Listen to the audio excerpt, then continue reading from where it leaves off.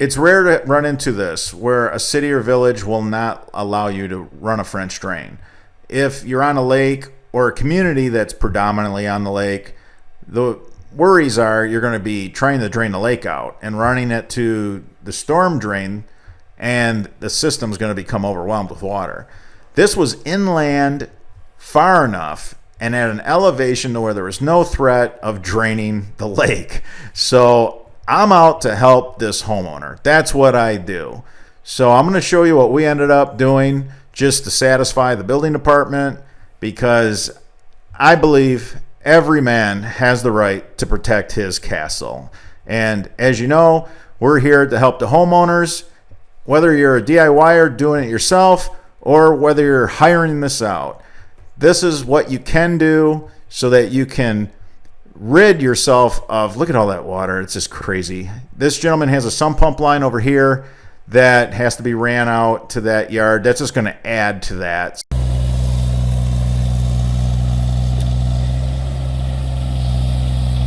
Okay, we're here in St. Clair Shores, Michigan, putting in a French drain grid.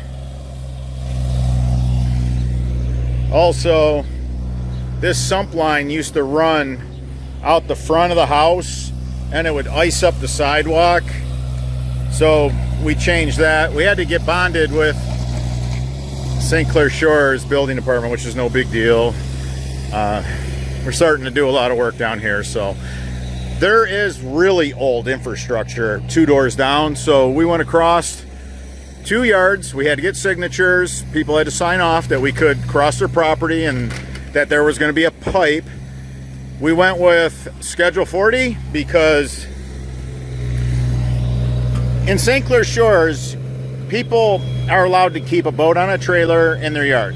I don't want somebody putting a heavy fiberglass boat and parking it on the drain and compromising it. So we went with Schedule 40, and you know how I like the really deep bells.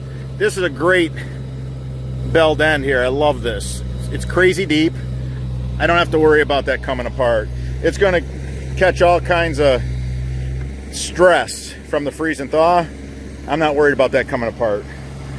Plus, we always use some really, really good PVC cement or weld.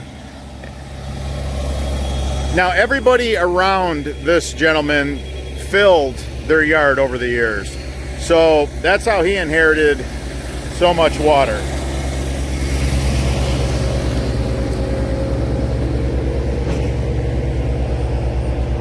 All right, so that's a run right there. I just want you to realize it's done. That's how clean, look at this.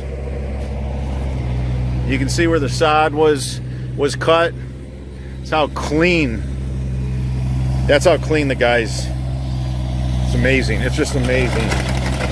All right, so I'm just gonna explain what this is all about. That's Boffman.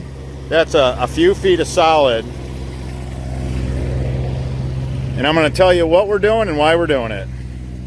You know I hate these things. St. Clair Shores does not allow French drains. Can you believe that? I mean, can you believe that? I can tell you my opinion why. In the shores, they were built way too low. You know, it was basically built on swampland, but it's right by the water. So right now, if you dig a trench in St. Clair Shores, it's going to fill up with water. They don't want the storm drains overwhelmed with subsurface water that's basically just coming from Lake St. Clair. You're just going to overwhelm the little bit of infrastructure they have here because they don't have much.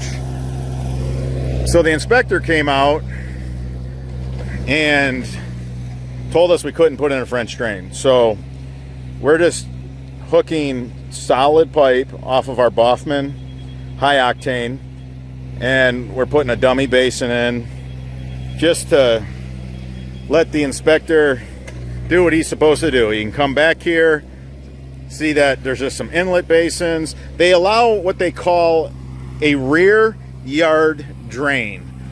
which is surface water only, no subsurface water. So I believe that every man has the right to protect his castle. And with what this guy's been living with, yeah. So here we are. That's the story on that. But as you can see, Scott's not screwing around over here. He's got... Now we're getting our hands on what's known as 1 3/4 cobble. Moving a lot of water. Moving a lot of water. So remember what a French drain grid is. We have a line here. We got a line here. Valentina already placed the sod back on half of that line. See, so the guys are working their way out. I mean, these guys work methodically. It is just crazy. And the sump line is going to tie in too. So we're going to get all the water out of here.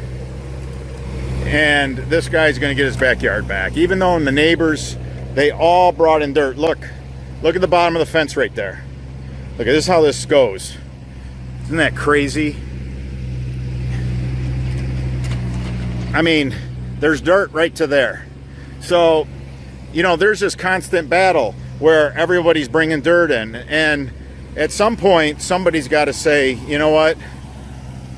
You know, I'm just going to put a drain in and get all our water evacuated out of here. So, and that's what this guy did. This guy, stand-up guy, his neighbors should applaud. I mean, he's putting up the money to basically drain. Instead of coming in here and bringing 60 yards of dirt, and now everybody's back on that again. And then eventually what happens? The fences look about 3 feet tall, and they're heading that way already. So, no, I'm real happy with what the guys have done here. And yeah, that drain. So we had to go through this yard, into the corner of this yard, and tap into some crazy old infrastructure.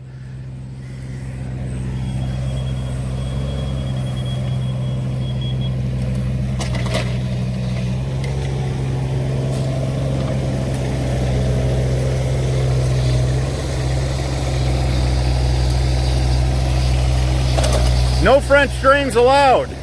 No French drains allowed. Crazy, man.